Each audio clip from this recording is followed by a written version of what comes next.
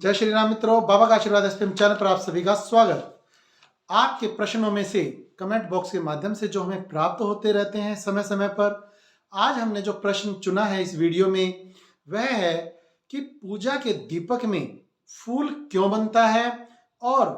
जो बना हुआ फूल है तो उस समय हमें क्या करना चाहिए। तो बहुत ही उत्तम प्रश्न है। साधकों के द्वारा समय समय पर जो प्रश्न पूछे जाते हैं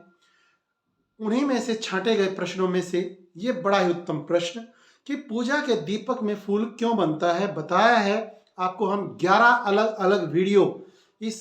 चैनल पर ला चुके हैं कि दीपक में हर व्यक्ति जो अलग अलग साधनाओं के दौरान अपना दीपक प्रज्वलित करता है, अलग अलग मास समय अवधि है, कोई कैसे 3 दिन का अनुष्ठान कर रहा है, कोई 7 दिन का, कोई 11 दिन का, कोई 41 दिन का, कोई 21 दिन का या कोई 90 दिन का कर रहा है। तो अलग अलग अनुष्ठान में जो व्यक्ति अलग अलग अपनी पूजा विधि करता है, अलग अलग इष्ट के प्रति करता है, तो उसमें दीपक में अलग अलग प्रकार के फूल बनते हैं। वह पंखुड़ियों वाले भी बन सकते हैं, त्रिशूल नुमा बन सकते हैं, कैसे भी बन सकते हैं, परंतु यदि वह फूल बनते हैं तो ये स्पष्ट रूप से सिद्ध वाणी समझिए, अनेक प्रकार के संतों द्वारा भी प्रदत्त है, बताई गई है कि आपके इष्ट देव ने आपकी साधना को स्वीकार कर लिया है और उसी स्वीकार करने के संकेत रूप में आपके दीपक में वो फूल बनते हैं। और यदि आपके दीपक में फूल बनना आरंभ हो गए हैं तो इसका मतलब इष्ट देव आपसे कुछ और चाह रहे हैं।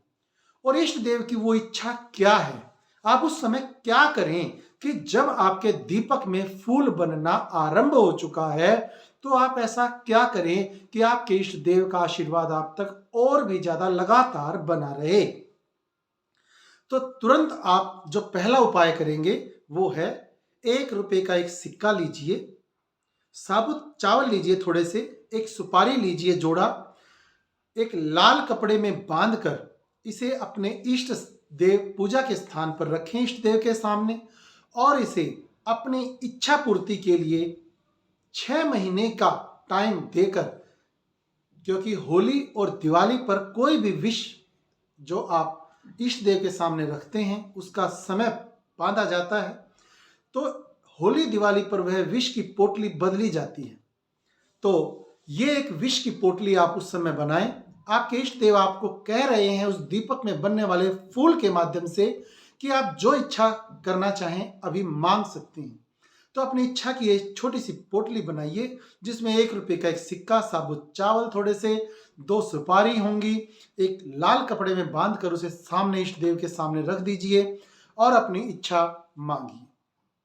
दूसरा कि भगवान की पूजा से पहले और पूजा के बाद घर में गंगा जल का छिड़काव जरूरी है। यदि आप उंगली से छींटा करते हैं तो बहुत अच्छी बात, यदि आप गंगा जल को एक स्प्रे में रख लेते हैं जैसे परफ्यूम स्प्रे किया जाता है, तो खाली होने के बाद उस बोतल को या रूम फ्रेशनर की उस बोतल में भी आप उसे गंगा जल को डालकर पूरे घर में ऐसे छिड़काव कर सकते हैं। तो पूजा से पहले और पूजा के बाद घर के मंदिर में और घर के पीछे से लेकर के पीछे वाले कॉर्नर से लेकर गेट तक छिड़कते हुए चले जाएं, जिससे आपके घर की पूरी नकारात्मक ऊर्जा खत्म होकर सकारात्मक ऊर्जा का प्रभाव बढ़ता चला जाएगा और इष्ट देव आपके घर में वास करेंगे और अपना आशीर्वाद लगातार बनाए रखेंगे। तीसरा, जो आप इस समय जब आपके पूजा के दीपक में फूल बनने लगता है तो आप क्या करेंगे,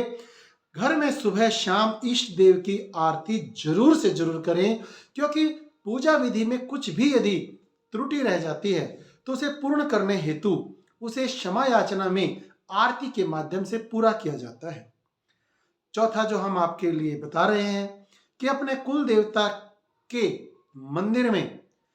1 महीने में कम से कम 1 बार या 2 महीने में 1 बार या ज्यादा से ज्यादा 3 महीने में 1 बार अवश्य जाएं। धूप दीप प्रसाद नैवेद्य जरूर से जरूर चढ़ाएं, क्योंकि आपके इष्ट देव, आपके कुल देव बहुत ज्यादा प्रसन्न हैं आपसे और वो आप पर अपना आशीर्वाद बनाए रखना चाहते हैं। तो आप अपनी पूजा विधि को इस तरह कहकर कि अब मेरे पास सारी रिद्धियां सिद्धियां आ चुकी हैं, मेरे कुलदेव प्रसन्न हो चुके हैं, अब मुझे कुछ भी करने की आवश्यकता नहीं, ऐसा ना समझें, क्योंकि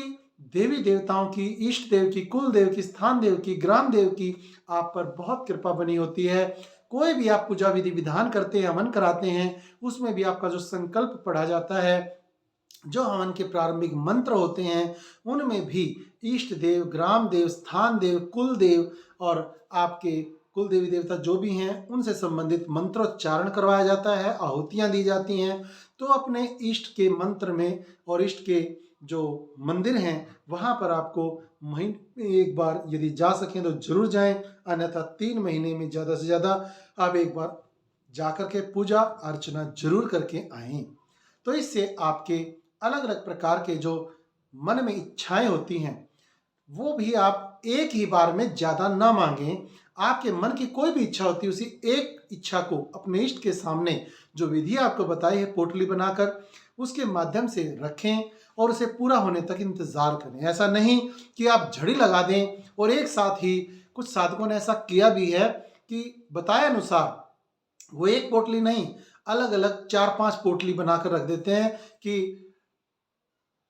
हमें बताया गया कि एक इच्छा एक पोटली ही पूरी करेगी, तो वो लगातार 5-6 इच्छा उसी समय अपनी पूरी करवाने के लिए इष्ट देव के सामने 6 पोटलियां बनाकर रख देते हैं। तो ऐसा ना करें, बेईमानी नहीं करनी कहीं पर भी।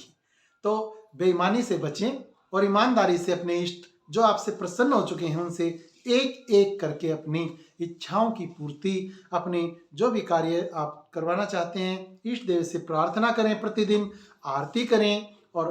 हो सके तो महीने में एक बार जरूर अपने इष्ट स्थान पर पहुंचें।